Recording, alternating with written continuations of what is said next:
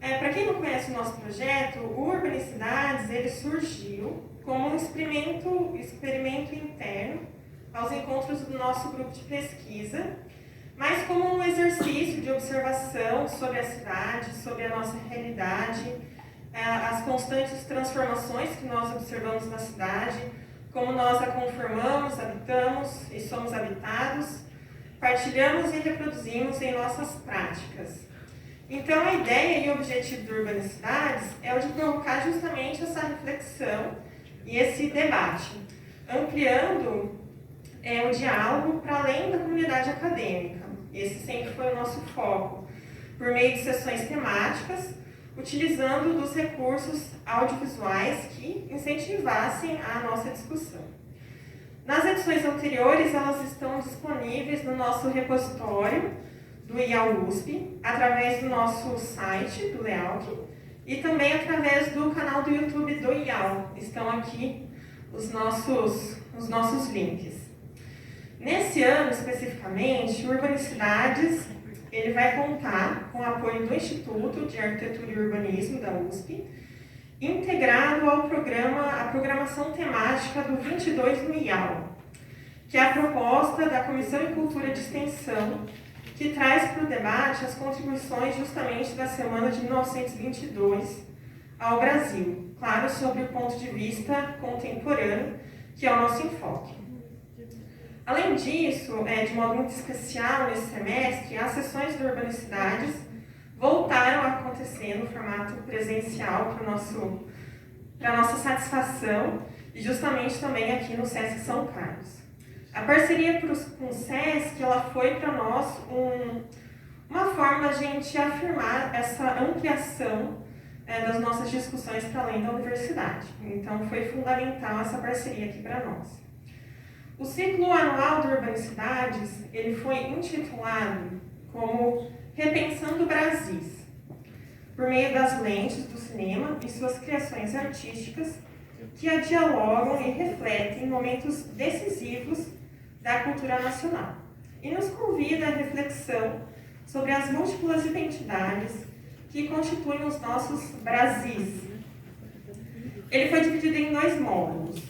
O primeiro, no primeiro semestre, que foi intitulado Retratos do Brasil, e nós apresentamos 3 filmes. Foram Macunaíma, do Joaquim Pedro de Andrade, O Dragão da Maldade contra o Santo Guerreiro, do Glauber Rocha, e O Bye-Bye Brasil, de Cacá Diegues. Agora, nesse segundo módulo, a gente vai ter um ciclo que a gente intitulou Brasis de Hoje e de Amanhã. E ele se propõe a investigar justamente as diversas nuances das nossas identidades, pondo em discussão o nosso legado sociocultural e o Brasil que nós queremos ser.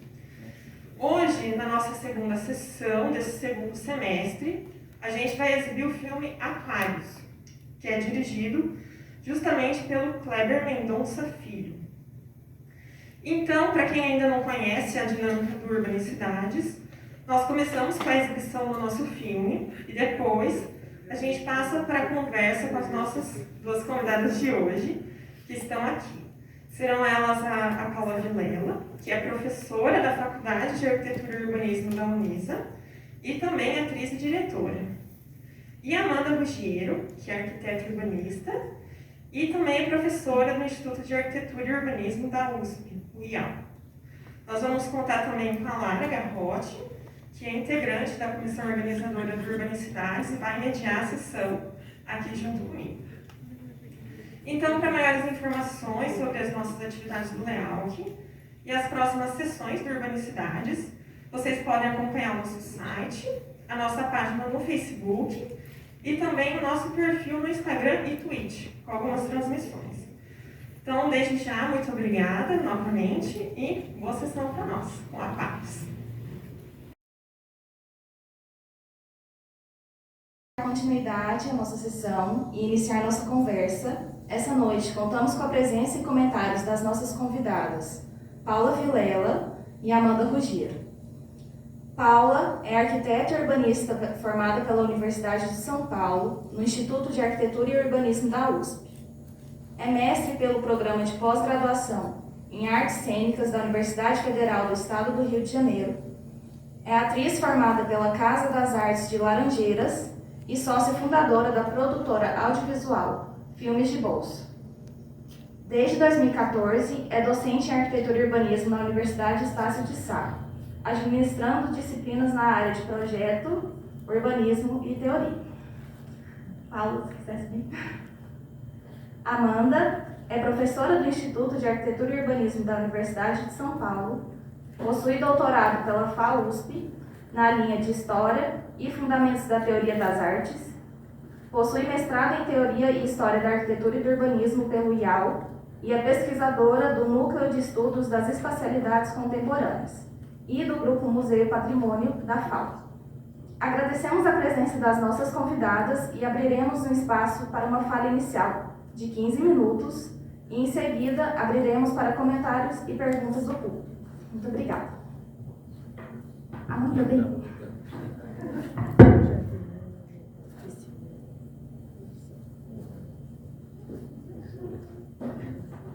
Eu acho que a gente pode começar com a Paula. Pode começar, Paula.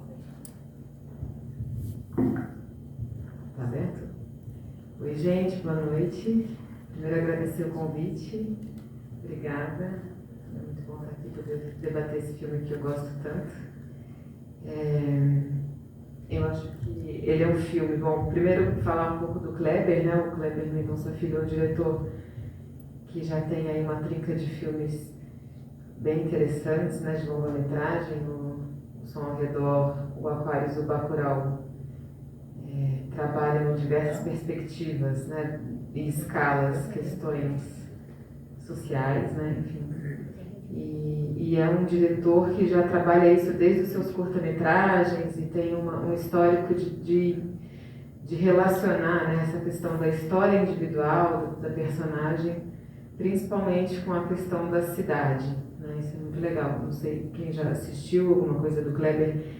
Ele tem, por exemplo, um curta-metragem que se chama Recife Frio, onde ele sempre trabalha a partir de uma premissa, né, uma suposição que coloca as coisas em perspectiva, assim. Então isso é muito interessante. Então, lá no Recife Frio, por algum motivo, né, enfim, ficcional, a cidade enfrenta uma super onda, uma frente fria, nunca antes vista, começa a nevar, começa a fazer muito frio em Recife. E Recife é uma cidade muito quente, né?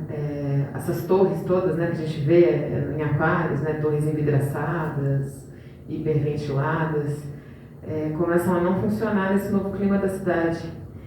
E aí o curto é muito breve, muito específico, mas só dele colocar esse gatilho faz com que, por exemplo, o quarto de serviço, o tal quarto de empregada, é o lugar mais quente da casa. Então a família migra. O filho migra para o quarto da empregada, a empregada vai para a suíte principal, você fala, ela não entende nada, ela senta ali, não entende por que ela foi colocada ali, né? Então ele sempre coloca essas questões da cidade, da sociedade em perspectiva, né? Isso é muito interessante.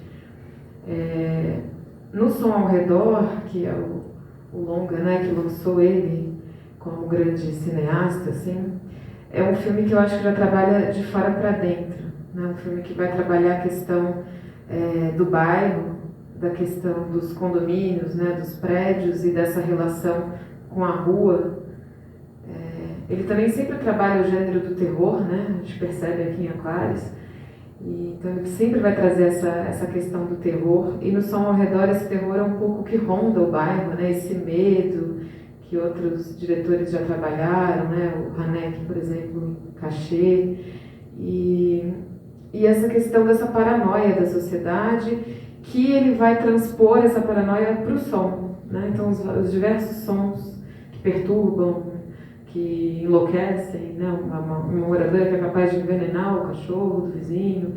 E aí, a partir disso, ele vai colocar também em questão a questão da sociedade, né? Então, por exemplo, o Som ao Redor, ele está falando da questão do senhor de engenho, de como é que a gente transpõe essa sociedade, né, escravocrata, ruralista, para a cidade contemporânea, para o Recife contemporâneo, né?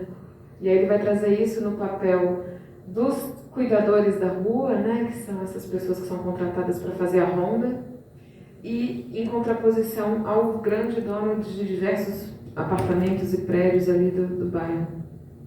E depois a gente vai entender que essas pessoas que estão cuidando da rua, na realidade eles vieram para uma vingança, né? Porque esse senhor de engenho estava, né, por detrás de uma história de um assassinato de uma pessoa no meio rural, enfim.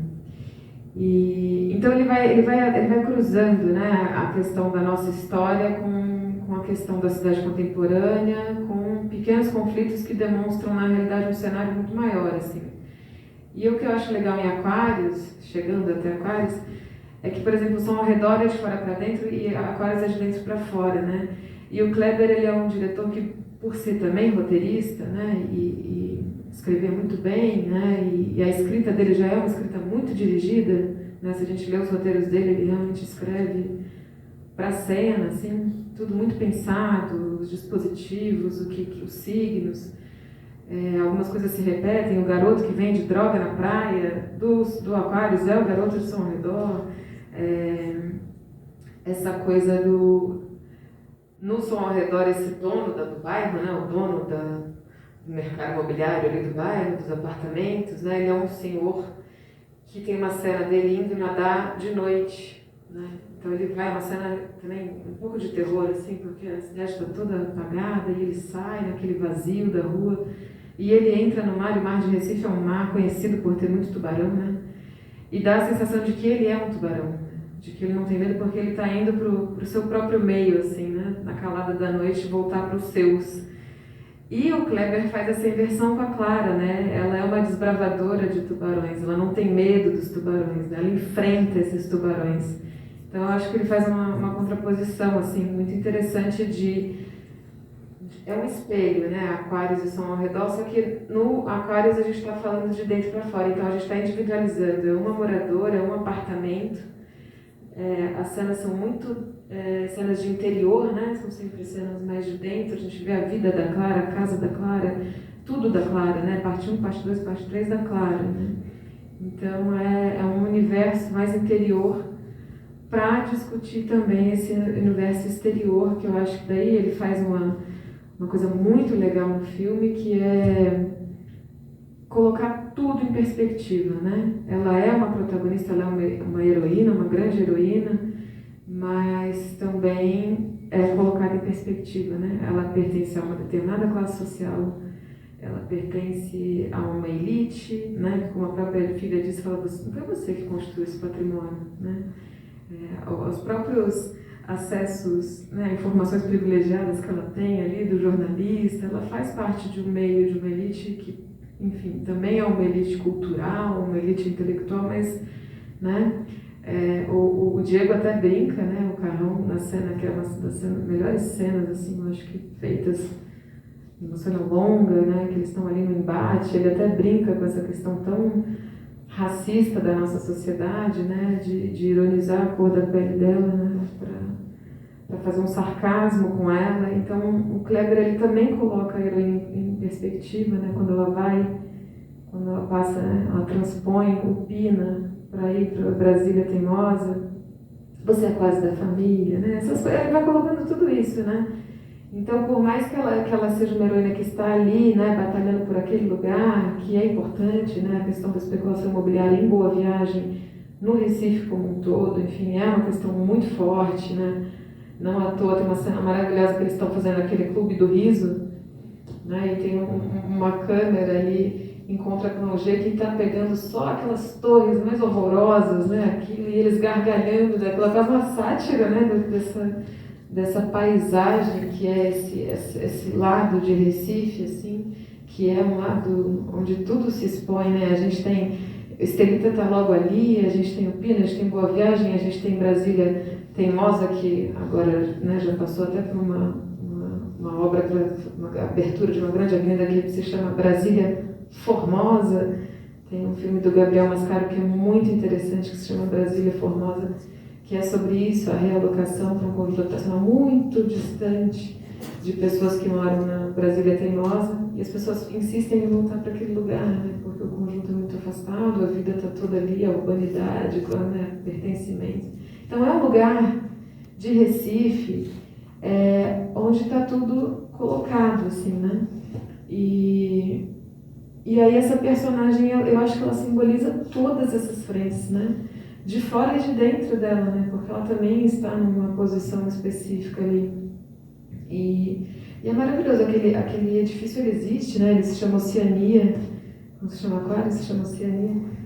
É um edifício que foi tombado pelo Estado, pelo órgão de patrimônio do Estado, apesar dele não ter características, né, assim, arquitetônicas, de relevância, ele tem uma tipologia, né, de relevância. Ele é um edifício baixo, com um certo recuo, com uma perspectiva do quintal, dos pátios, né, da área interna, da própria relação disso com a escala da habitação, né? Ele tem telhado de telha cerâmica, ele tem beiral, então ele tem toda uma relação em escala com a cidade, que quando a gente vê as fotos no início do filme, tem até, é tão bonito, né? A gente vai vendo aquela constituição do parcelamento ali da praia, tem aquela igrejinha que insiste em ficar rotacionada ali, né? Respondendo a uma outra orientação, uma outra implantação. E eu acho que esse edifício responde um pouco a isso, assim, uma outra escala de praia que eles mostram nas fotos, né, e que ele mostra também nesse flashback de 1980, né, com essa festa de aniversário, né, toda essa cena, o Kleber ele fala muito isso, ele fala, porque quando a gente estuda roteiro, né, o filme do Kleber é um filme extenso, né, um filme que não resolve as coisas rápido. Em 10 minutos tem que dar já o plot, mas não sei quantos minutos. Ele arrasta o filme, mas é porque se ele não faz essa grande abertura, né, fazendo até uma homenagem ao que é a memória, né, o que é a vivência daquele lugar, o que é tudo aquilo, a gente não embarca, né, na defesa desse... Nós arquitetos, sim, de cara, né? Mas talvez não leigo, assim. Então tem que ter aquele aniversário, tem que ter a celebração de, né, ela venceu um câncer, aquela criançada naquele quintal, ao mesmo tempo sempre colocando tudo dentro de uma forma crítica, né? Quem está na cozinha, quem está na sala, quem está servindo, quem está celebrando, né? Essas divisões estão sempre muito claras. Mas esse edifício ele tem esse lugar de resistência, por mais que a resistência que receba algum tipo de mídia ou que consegue, né, na realidade, jogar esse cupinzeiro em cima da mesa, ela tem uma determinada cara, assim, né, isso é específico. Então eu acho que ele faz essa imagem muito boa, assim, de quem são os atores, os agentes disso tudo, dentro de uma história que é uma história, né, nuclear ali. Então, acho que por isso, né, o tamanho do filme, assim, como ele é capaz de revelar tanta coisa da nossa, enfim, da nossa sociedade, dos nossos processos urbanos, de tudo, assim, né. Então, acho que para abrir a fala, não sei se me estendi muito, mas querendo dizer que eu acho que é um filme de extrema importância. Depois ele vai para Bacurau, que daí ele já vai para um campo, assim, ele já está lá na frente, né? Mas acho que é isso, por hora. É interessante, como você falou, porque se a gente pensar também, o próprio edifício ele é uma extensão do corpo da Clara. E aí toda vez, não sei se todo mundo reparou, mas toda vez que alguém, no caso a construtora, ataca o edifício, seja levando colchão, seja fazendo festa, colocando os adesivos na porta, ela vai lá e reage, né? Mas enfim, vou abrir e falar para a Amanda agora.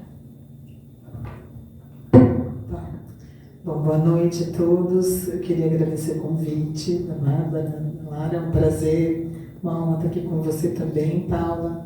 Obrigada ao Manuel, a toda a equipe. Muito chique estar aqui no SESC, né? Eu acho que o grupo merece parabéns aí pela iniciativa, pela parceria também do SESC.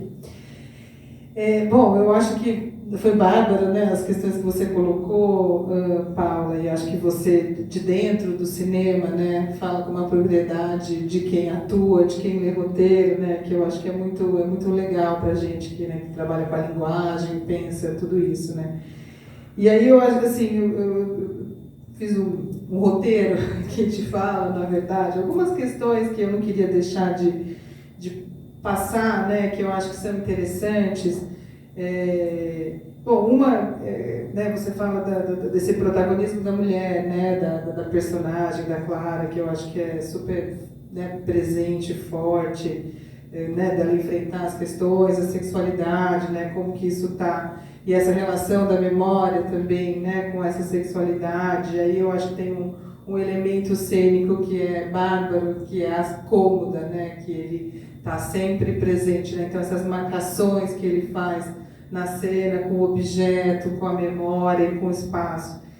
E aí, assim, né, para pensar um pouco nessa questão da memória, eu acho que ela é super importante, né, e eu acho que também acaba sendo um pouco o cerne aí, né, do filme também, que ativa, né, essa ideia do que é o lugar, né, o lugar, e aí, assim, a gente recorre, né, aqui eu faço um parênteses, né, de um autor que nós arquitetos gostamos e trabalhamos bastante, que é o antropólogo o Marc Augé, um antropólogo, etnólogo, né, e ele vai ter aquele livro clássico dos não lugares, né, que os arquitetos se apaixonaram muito, né. Mas eu acho que é interessante pensar no Augé junto com o filme, porque ele vai, para definir o que é um lugar, ele primeiro vai falar do que é um lugar antropológico, né? E ele parte, né, dessa ideia da antropologia, da etnologia, para a gente olhar o presente, né, e desmistificar, desnaturalizar esse presente. Então eu acho que é um pouco essa estratégia que o Kleber faz, né, em todos os filmes dele, Bacurau também, né, quer dizer, é aquilo que é o banal, o ordinário, e que parece que já está dado, quer dizer, é fato que a especulação imobiliária vai ganhar, né, e como que contar essa história, né, ou como mostrar essa resistência. E aí a questão do lugar antropológico, que ele vai falar hoje, é que esse lugar ele é identitário, ele é relacional e ele é histórico. Então, eu acho que no filme ele mobiliza tudo isso, né? Esse relacional, essa memória que é ligada a outras pessoas. E aí quando, né, o rapaz vai cobrar, né, o filho, eu te vi aqui, né, que você cresceu junto, né? Quer dizer, essa memória que ela está sempre relacionada, né, a outras histórias.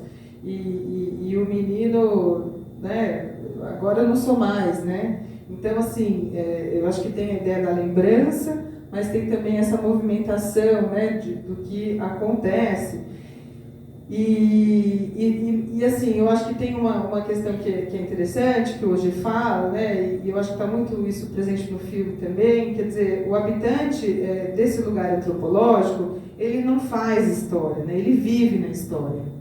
E aí eu acho que esse é um aspecto que você colocou muito bem, né, do de dentro para fora, quer dizer, essa história, e que vem da tia, né, que também já estava no apartamento, quer dizer, são gerações ali, que está no móvel, né, que está nas relações pessoais, que está na própria mídia da música, né, o tempo todo esse novo e velho, né, como que isso coabita, né, porque a gente, eu acho que tem essa ideia, às vezes, de uma coisa vai vir e acabar com a outra, né, mas, então, assim, eu acho que é interessante nesse sentido, né, pensar um pouco o filme nessas chaves.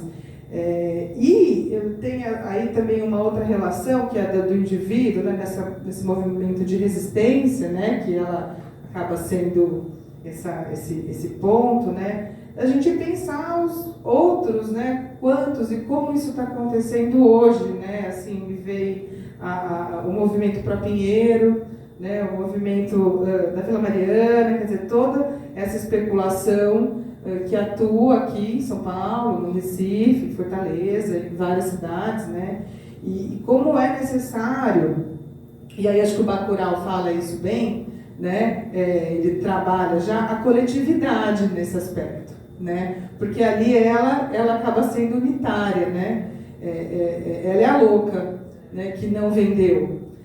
E já no Bacurau é o coletivo ali que atua, né? E a gente vê no real, né, na vida real, que há necessidade dessa coletividade, né? Quando você tem esses movimentos por grupos, né, de bairros, de moradores que se associam, você consegue ter um pouco mais de força, né? Assim, para pelo menos, né, tentar, enfim, equacionar essa, como ela diz, né, a falta do caráter que é só financeiro, né, que é só dinheiro, né, que não é o caráter, é só dinheiro. Então eu acho que isso é interessante, e pensando um pouco, né, nessa estratégia dele, eu acho que, e juntando com o G, né, de como olhar esse cotidiano, né? Então ele coloca uma situação absurda, né? Quer dizer, o que é absurdo? O cupim, né? Quer dizer, a partir de algo que é absurdo, que é quase, né, irreal, né, surreal, faz a gente pensar até onde vai essa ganância, né, esse desejo e esse contraponto que ele faz o tempo todo, né, do que é o absurdo e do que é o factível, do que é o presente que a gente está vivendo e daquilo que é um absurdo. Talvez o Bacurau, eu gosto muito de Bacurau, ele tenha também levado isso a cabo, isso fica muito evidente, né, naquele vilarejo, a relação com a tecnologia, né, o drone, o museu. Então, acho que esse universo perverso que a gente cada vez mais naturaliza, né, esse presente, que é uma coisa que esse autor hoje fala, assim, tem um texto muito bonito dele, que é um pouco imaginar esse futuro. Quer dizer, a gente está num exercício hoje de que é difícil imaginar o futuro, né? Eu até brinco com os alunos, assim, a gente, né, tem que reler os utópicos, a gente tem que pensar assim, como pensar, o que pensar, né, de um planeta, de um futuro, de uma arquitetura, de uma cidade, porque parece que os fatos estão aí e nada se muda, né? Então, a partir desse confronto, eu acho que ele mostra pra gente, né? E é um trabalho do antropólogo, né? Do antropólogo do cotidiano, né? Desse trabalho etnólogo, dessas pesquisas, né, que vocês fazem, que a gente faz, que é olhar o que está acontecendo e falar, gente, isso não é normal, né, isso não dá para aceitar, não é que, né, não está dado, né, a gente pode reconstruir, mudar. Então eu acho que nessa linha, né, o trabalho dele, e aí essa dimensão do absurdo, né, e aí eu acho que você falou muito bem, né, Paulo, quer dizer, é um roteiro que tem que ser construído, né. Você tem que montar, é quase como você tem que educar o espectador para entender os absurdos que estão sendo colocados aí, né? Assim, não dá para dar de cara, né? Porque senão é o óbvio, né? E eu acho que é um pouco esse convite que a gente tem para olhar para situações cotidianas, né? Desnaturalizar, desmistificar, tentar pensar um pouco como isso... essa lógica, né? A gente entender, compreender e tentar de alguma forma encontrar essas brechas, né? Que eu acho que é esse enfrentamento dela, né? Essa coragem que acaba sendo... E uma atriz fenomenal, né? Acho que vocês falaram, né? Já li a Sônia Braga, um dos melhores papéis que ela atuou, assim, que ela tá, além de muito bonita. Acho que tem uma atuação muito marcante dela, né? Assim, e sempre em perspectiva, né, relativizando, como você falou, assim, nada também é linear, ascendente, heróico, né, tem todas as suas falhas, as suas crises, as suas humanidades, enfim. Acho que para a gente começar. Só complementando o que você falou, e a Sônia Braga, ela já foi por muito tempo muito criticada por ser muito low profile, assim, sabe, uma atriz muito... de uma interpretação muito naturalista, e ela tá genial, assim, né? Uma coisa impressionante. Mas isso que você falou, né? De também como pensar a utopia, a possibilidade de mudança, de horizonte, o que quer que seja, né? Ainda mais lecionando, né? Pensando isso, depois de passar por uma pandemia mundial, né? As coisas, elas estão muito duras e difíceis, e aí não à toa uma personagem que não é jovem, né? Assim, a tia dela já não era jovem quando ela já era dourada, e a Clara já não é jovem, e aí me lembrou muito uma frase do Nelson Rodrigues que ele falava, jovens, envelheçam, porque é isso, assim, no filme, a Clara é já uma mulher muito mais velha, que parece louca, porque parece que está falando um absurdo, né? E aí a filha questiona ela, né, as entrevistadoras, né, ela fica assim, gente, não estão entendendo o que eu estou querendo dizer, né? Não é sobre tecnologia, não é sobre eu não saber apertar um botão, né? E o próprio Diego, que quando o Kleber escala esse personagem, ele dá uma entrevista que ele conta, ele fala assim, eu queria um jovem que fosse bem esse jovem, porque o jovem acha que sabe tudo. Né? Então esse jovem bem arrogante que acha que sabe tudo, né, que fez business, e que volta, né, com essa ideia, né? Então, de certa forma, a Clara também carrega isso, né, que você está contando, de como também pensar essa possibilidade, né, de horizonte, de utopia, de resgate, de para trás e para frente, né?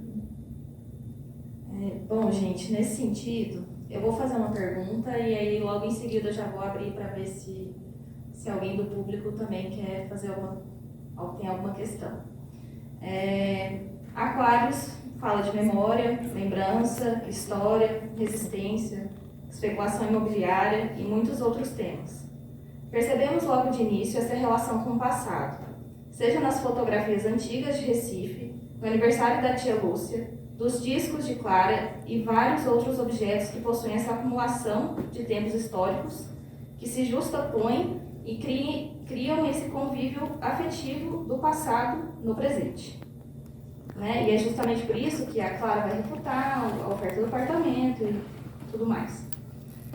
Nesse sentido, e pensando no que vocês duas falaram, toda essa questão da homogeneização que a gente está, né, enfrentando assim, nas cidades, como a cidade serve para reforçar o sentimento de pertencimento do indivíduo e qual a importância desse sentimento, né, de pertencimento para compor esse consciente, né, coletivo, individual, mas principalmente coletivo, de uma certa cidade. Alguém tem alguma questão? Por agora? Não? A Vanessa.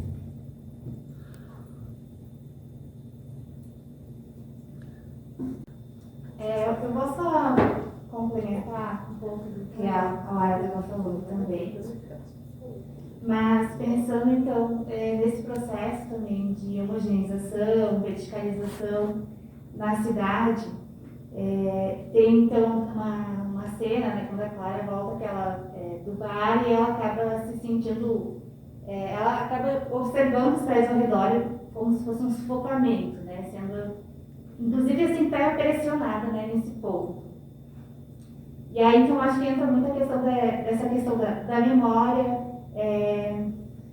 do sentimento, dessas relações pessoais, sabe, todas essas questões que elas acabam sendo vistas hoje em dia, né, com tudo muito acelerado, com tudo muito pensado para frente, modernização e tudo mais, acabam não tendo essa mesma visibilidade nessa questão desses processos de produção de cidade. Né? Então, acho que eu queria que vocês comentassem um pouco, assim, como é que vocês veem isso, onde é que a gente poderia pensar nesse ponto, onde está esse lugar dessa cidade, dessa memória, dessas questões afetivas daqui para frente, sabe? Como a gente pode trazer, então, ter essa retomada de não deixar como uma obsolescência para destruir e construir algo novo, né? Como é que vocês poderiam pensar nisso? Comentar um pouquinho também. Tem mais? Gente, então, vamos lá.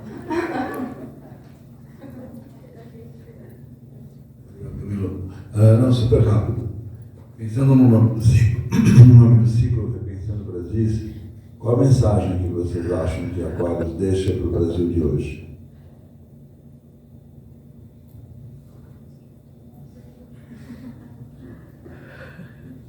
Paula, se quiser, pode começar.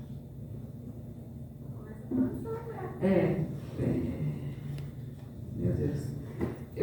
Acho que eu vou começar com uma pergunta dela, que talvez chegue do Manuel e, enfim, chegue nessa questão da cidade. Aquela cena, né? Ela tá voltando a sair do táxi, ela olha para um prédio, né? Que tá ali com aquele tecido, né? Para a obra. E aquilo cai depois, no dia seguinte, né? Como se fosse um desvelamento mesmo, esse véu de Maia que cai, né? Porque daí a gente vai para o terceiro ato, onde ela começa a perceber que, epa, não é só uma perturbaçãozinha, né? É uma questão maior. Então, tá tudo sendo colocado nessa gradação ali, né, do filme, muito legal isso. E aí eu acho que o que fazer, né, para a gente poder pensar a cidade e a sociedade agora, para não chegarmos em Bacurau, para aquilo não vir a acontecer. É muito complexa essa pergunta, né? Porque vivemos uma cidade muito individualizada, né? A gente já vive esse escalonamento, né? Não só na especulação imobiliária, mas nesses grandes clusters, né? A gente vai vivendo cada vez mais fechado, em condomínios, no celular, na pandemia. Eu acho que a pandemia ainda intensificou muito mais isso. E aprimorou ainda os mecanismos de como se isolar e como ficar só na tela, né? Então, eu acho que o processo reverso seria primeiro a gente ter muito mais disponibilidade para a alteridade, para a diferença, né, para sair da bolha, porque o filme ele mostra um pouco isso, mas ele mostra num lugar crítico que é quase um fetiche de rico, né? Ir na festa de uma pessoa de uma classe social inferior. Eu morei muitos anos no Rio e eu enxergava muito isso, vira um fetiche. E vira um fetiche de arquiteto também. Então, assim, tudo é muito arriscado, né? E tudo às vezes pode ser muito superficial. Então, eu acho que é um exercício muito longo e demorado e de formação de caráter mesmo. Quando a Clara fala isso, o seu caráter é o dinheiro. E outras coisas, né? Porque o dinheiro ele é só, na realidade, a moeda que te traz um monte de coisa que te individualiza no mau sentido, né? Da preguiça, do você... Né? A gente ainda é uma sociedade escravocrata, ainda tem uma mulher ali que precisa ser servida por outra mulher. Eu acho que para mim, por exemplo, eu sou mulher. Isso ainda pega mais, né? Porque a gente sabe que as trabalhadoras domésticas são mulheres. Nunca nem conheci um homem. Então, assim... são realmente lugares sociais muito perturbadores. E aí eu acho que o primeiro lugar para a gente conseguir sair disso é pôr o pé para fora de casa, assim, né? Também entender qual que é o nosso papel. Isso hoje em dia é uma coisa super falada, talvez também já super coaptada, mas qual é o tamanho da nossa pegada no mundo, né? O quanto também eu demando do mundo e dos outros, né, no mau sentido, e talvez pensar como é que eu posso demandar no bom sentido, como é que a gente otimiza, como é que a gente coletiviza, como é que a gente partilha. E eu acho que isso vai gerando mais predisposição para a gente trabalhar mais no campo do público, e aí, consequentemente, do espaço público, do que só dentro do quarto, dentro da casa. Mais ainda, né? Não só dentro da casa, como dentro do quarto. Né? Essas gradações pioraram muito, né? Então, acho que o primeiro passo seria realmente, né, a gente se entender como um instrumento social, né, que tem demandas e que tem direitos e tem deveres, muitos deveres, né, para a gente poder transformar o entorno. A gente, como arquiteto, está com a caneta na mão, a lapiseira na mão, o mouse na mão, a prancheta, mas, né, assim, a gente desenha, a gente... É importante também, né, levantar dessa cadeira e entender como, né, é complicado, né, desenhar a cidade e desenhar também o indivíduo, né. Então, e aí, chegando na pergunta do Manuel, eu acho que a mensagem que ele deixa é uma mensagem que também se problematiza, né. É uma tentativa de ser de ter uma solução, né, aquela mala com aquele... Né, com aquela quantidade enorme de cupins ali, lava um pouco a nossa alma, né, porque a gente quer, na realidade, aniquilar o vilão, mas a gente também está dentro dessa teia, né? A Clara também está dentro dessa teia, ela não quer sair da sua propriedade privada, a gente quer os nossos privilégios, então eu acho que a mensagem que ele deixa talvez seja mais um diagnóstico, né, que apresenta possíveis demolições, e também com ótimas, né, uma ótima boa vontade, mas assim, é um diagnóstico de alerta, assim, é isso que a gente está produzindo, por mais que a gente milite dentro do nosso apartamento, escutando os nossos LPs, né? É complicado. Não queria ser pessimista, gente, desculpa. Bom, as perguntas ótimas, né? Eu acho que, enfim, é um pouco dessa questão da cidade, né? Eu acho que da homogeneização, que acho que está um pouco na sua questão, né? Que foi colocado ali. Eu acho que é a briga, né? Que, enfim, a gente tem visto agora, né, nesses últimos 4 anos, a coisa já é um terreno, um território, né, da preservação dos órgãos institucionais do Estado, de preservação, de manutenção, né, de espaços, edifícios, monumentos, né, quer dizer, a criação lá do Brasil, né, lá no Mário de Andrade, né, de toda uma estrutura que possa, né, conservar, manter, né, o que é nosso patrimônio histórico, né, memória de cidades, sítios, praças, edifícios, ou tanto a cultura material como imaterial. A gente vem, né, assistindo esse desmonte bem na figura do cupim, né, ali assim, né, que meio parece que é invisível, quase pouco se fala, mas está corroendo essas instituições, né, e assustadoramente, né, quer dizer, a todas as barbaridades que a gente vê, né. Então eu acho que assim, tem uma militância nossa do campo da arquitetura, do planejamento, do urbanismo, que eu acho que está nesse sentido de trabalhar com esses grupos, com comunidades e com o papel do Estado para que, né, se preserve, né, não um Estado contra, mas um Estado que possa ser a favor, né, e que a comunidade se faça presente nesses lugares, né. Então, não é congelar a cidade, né, e não mudar mais, mas é a consciência do lugar histórico, né, a consciência dessas relações históricas e como nutri-las, né, de modo... E aí tem o nosso desafio, claro, de arquiteto, como projeto, como desenho, né, como equilibrar essas questões, né, eu acho que é super importante escutar e valorizar essas alteridades, né, eu acho que isso também, né, dentro das suas escalas, das suas diferenças e de cada grupo. Então, eu acredito muito, e acho que é um pouco nesse sentido que a gente pode construir, né, e manter essa possibilidade dessas relações identitárias, né, ocupando espaço. Agora, tem o problema grande desses feudos, né, e que a tecnologia também, por um lado, rompe e, por um outro lado, cria, né? Mas nada é tão simples, né, direto, reto, né, eu acho que é sempre isso, tudo está em perspectiva, tudo é contraditório, né, são forças o tempo todo, né, a ideia do campo, enfim, cada estudioso, teórico, né, coloca um modelo, uma ideia, mas são essas contradições, né, e esse campo de batalha, né, e eu acho que é um pouco, o que é mais importante, eu acho que para a gente, poder enxergar, saber ler, né, olhar as coisas, né, olhar esses processos, entendê-los, né, o que movimenta aí, também não banalizar, é tudo dinheiro e acabou, né, saber olhar, saber entender e por outro lado, não aceitar, né, a gente tem que se conformar, a gente não pode aceitar como fato, né, essa fatalidade, né, pode estar no contexto neoliberal, né, que é assim, as coisas são assim. Eu acho que é esse bloco, essa barreira que a gente tem que quebrar, né, da política, do social, do econômico, né, e tudo grita para isso, né. Então, eu acho que é nessa perspectiva, né, que a gente tem que abrir fendas, encontrar brechas, né, na imagem de um, no cotidiano de outro, mas é um pouco nesse sentido.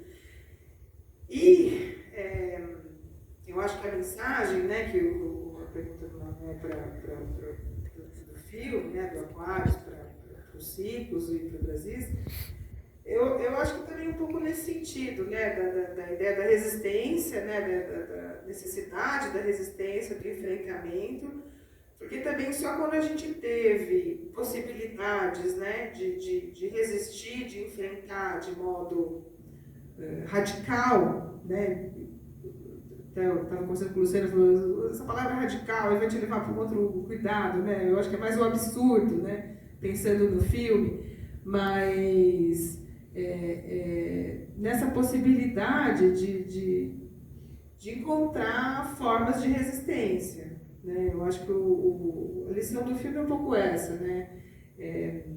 Eu acho que tem, né, o problema do indivíduo, né, de estar num tratamento só, mas ao mesmo tempo tem uma luta ali partilhada, né? Falta elementos de identidade ali, né? Falta um pouco a coletividade, porque ela se apoia um pouco ali, né, a família, o advogado e tal, mas né, nem os filhos ali também estão, né? Quer dizer, essa memória acaba sendo cultuada por ela só, né, esses valores, e parece que eles não perpassaram outras gerações, né?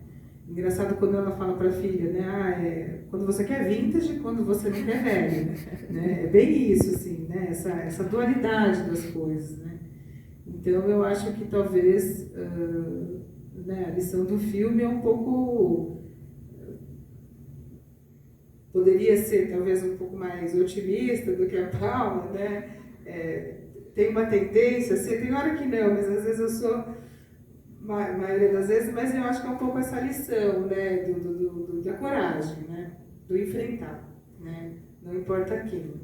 E aí é isso, né? Se ela enfrentou um câncer, né? Quem já esteve, né, numa situação dessa, quer dizer, não há o que temer, né? E é um pouco essa força, né? Também feminina ali de sofrimento que faz dela algo ali para resistir, né, também. E eu acho legal colocar também a questão, né, do tempo histórico do filme, porque ele foi filmado em 2014, né, a gente estava ali num processo, né, de impeachment, e quando eles vão para Cannes, eles são bastante criticados porque falam, né, que está tendo um golpe de Estado no Brasil. Mas, de certa forma, 2014, as coisas ainda estavam um pouco veladas, né? Para a gente como sociedade, para a gente como espectador e para eles também como realizadores, assim. Então, tem sentido ser a Clara em 2014 e tem sentido ser Bacurau, né? Em 2019, que filmam ali em 2016, mas também já com uma outra perspectiva de... Então, eu acho que também teve essa... Faz sentido ser essa personagem naquele momento. E depois a coisa realmente, né, tem que ir para o coletivo, porque senão... E tem uma coisa que eu pensei, quando eu li um pouco a biografia dele, né? Ele é filho de uma mãe também professora universitária, que vai, né, estudar fora. E eu fiquei pensando também se não tem, né, essa figura feminina também, um espelhamento aí, né, dessa mulher também... Né, que ele coloca ali, né, dona de si, assim, né,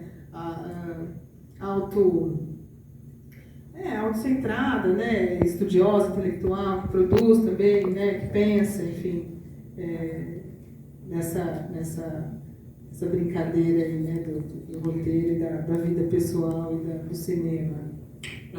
A Amanda comentou do câncer, né, assistindo dessa vez, foi uma coisa que me ficou muito na cabeça, a questão do câncer. Logo no começo, ela ter o marido Brinda, né, que ela teve passado por aquilo.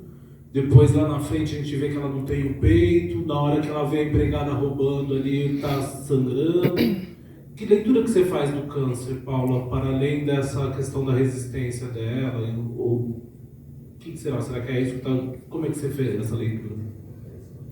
Eu acho que até pelas cartelas, né, pela divisão dos 3 atos, como cabelo, amor e câncer, né, que eu acho que são os 3 símbolos ali da Clara, porque o cabelo realmente é a força, né, assim, ela, na hora que começa, ela solta o cabelo, né, e aí começou, né, agora, então tem ali uma força que vem dessa, né, representada pelo cabelo, e aí por isso que em 1980 ela tá com aquele cabelo curtinho, parece que ela tá até um pouco fora de eixo, assim, né, perdeu a força do próprio elemento que dá isso a ela. Então, eu acho que o cabelo e o câncer estão atrelados a esse sistema de forças dela, que eu acho que significa essa resistência, essa batalha, essa luta interna, e que para quem passou isso, né, assim, passa por qualquer coisa, tanto que ela fala, eu prefiro dar um câncer a ter um câncer, né? Então, isso eu já sei, agora, né, eu uso essa arma de outra forma. Então, eu acho que é a força bélica dela. Só que também é uma vulnerabilidade, né? A nossa arma também é a nossa vulnerabilidade, né? Ela tem esses dois vetores. Então, ela sangra, ela é rejeitada, né? Então, quando ela sai com aquele, né, capixaba, né? Ela é rejeitada. Então, tem uma rejeição, uma vingança, uma força, uma fraqueza. Eu acho que tem essa dualidade no câncer e no cabelo, que realmente é um resultado do outro ali, e que também no bloco do amor faz sentido, porque é um amor por uma luta, é um amor por uma causa, é ir até o final, né, e ressurgir disso, né? Se isso não me matou, o que vai me matar? Nada me mata, que eu acho que no fim das contas é a ideologia, né? Então acho que tem esse símbolo da ideologia também, assim, no melhor sentido da palavra, que hoje em dia também já foi muito, né, contaminada. Eu acho que tem esse lugar, que seria também sinônimo da resistência, assim, né? Você poderia ter alguma referência com a Dilma diretamente?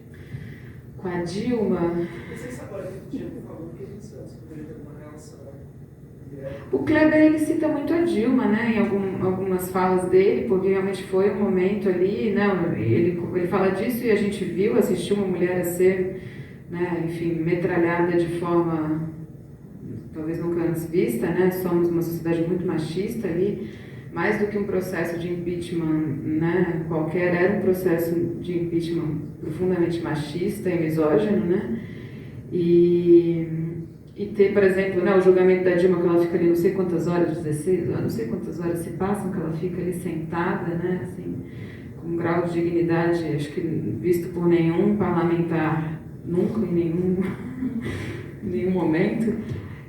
Eu talvez faria alusão a ela, mas eu nunca vi o Kleber dizer isso diretamente, até porque também o roteiro foi escrito antes do processo todo, né?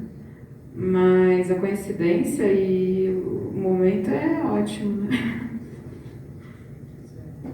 Eu acho também, né? E também para mim, né, eu assisti, né, pela terceira vez, eu acho que também marca, né, outras coisas. Eu acho que também essa questão do câncer, ela ficou mais pontuada, mais evidente, né, nos gestos, enfim, o que parece que era um pouco secundário acaba vindo mais à tona, né? Mas né, tá no título, tá no cabelo, né, no título enfim, né, na mostra, né, da cicatriz. Eu até fiquei pensando, né, como esse efeito foi, né, bem feito, né, do corpo ali, né, enfim, mas eu acho que está representada a mulher ali, né, em todas as suas instâncias, né, daquela da funcionária que perde o filho, né, da dor ali. Então, né, quando ela mostra a foto compartilhando, esse é o meu filho, tá todo mundo vendo foto, né, as suas lembranças doces e bacanas. Olha, a minha é essa aqui, né, que não está mais aqui. Então, eu acho que também tem todas as mulheres ali, né, assim, de todas as classes, né, ele tem uma dor compartilhada, né, também. Enfim, a filha que separa, não é tão principal, mas dela, né, eu acho que a mulher é muito central, né, na figura do filme, em todas as suas potencialidades, né, vulnerabilidades, crises. E no seu, eu não gosto dessa palavra, mas também não sei qual seria a outra, né? Mas eu não gosto da palavra empoderamento, sabe? Mas eu acho que seria ela, né? Quando mostra as mulheres rindo ali, falando, né? De um modo que é mais conhecido masculino, né? Da mulher contratar um garoto de programa, né? Uma mulher de meia idade, então assim, né? Vira todas essas chaves que são, né? Como padrão, né? Que a gente está acostumado e esse papel da mãe, né? Natural, assim, né? Sacro volta, né? Então essa brincadeira também, tem todo esse jogo. E eu acho que também tem um lugar super complexo de falar, mas que talvez dentro da nossa sociedade, do que é dado como feminino e masculino dentro do nosso campo A Clara, ela é uma heroína completamente, é isso, é uma mulher, né? Ela tem uma... Então, por exemplo, quando eles estão dando uma festa no andar de cima, que a gente percebe que ela está se sentindo muito incomodada, né? Em vez dela partir para uma coisa bélica, quando ela pega o celular, talvez o primeiro pensamento seja assim, vai ligar para a polícia. Não, ela vai ligar para o garoto de programa para também se divertir, né? Então, assim, as respostas que ela dá, né? A forma como ela reage, talvez tenha muito mais a ver com a construção feminina da nossa sociedade, né? Então, assim, eles vão insistir em demolir, ela vai lá e pinta a fachada, né? Então, tem um outro lugar de resposta, que eu acho que também tem a ver com a Dilma nesse lugar, né? Um cenário político onde a gente vê a primeira mulher sendo, né? Enfim, governando e também recebendo toda essa avalanche, né? Como resposta. Então, acho que é interessante isso, né? Bom, gente, infelizmente a gente tem que encerrar a nossa segunda sessão do segundo módulo do Urbanicidades. Eu gostaria de agradecer ao trabalho e o comprometimento da equipe do Urbanicidades, e aqui eu vou citar, né, a comissão: Bárbara Guazelli, Beatriz Carvalho, Camila Guimarães, Heloísa Cizeski, Vanessa Fornec, a Bárbara Scodeler, que dividiu a mesa comigo hoje, e ao Manuel Rodrigues Alves, professor do Instituto de Arquitetura e Urbanismo da USP, coordenador do LEALC e criador do projeto. À Comissão de Cultura e Extensão do IAU-USP, ao Camilo, em representação ao SESC, pela disponibilidade e parceria nesse projeto. Agradeço novamente a Paula e a Amanda pela presença e pelas excelentes falas que enriqueceram o nosso debate aqui hoje. E também a todas, todos e todes que participaram e vieram prestigiar esse evento. Muito obrigada e uma boa noite. Eu esqueci um pequeno detalhe. Para quem participou, né, de 2 ou mais sessões, a gente está oferecendo certificado e o QR Code está ali na entrada, tá? Para fazer a inscrição. Muito obrigada, gente.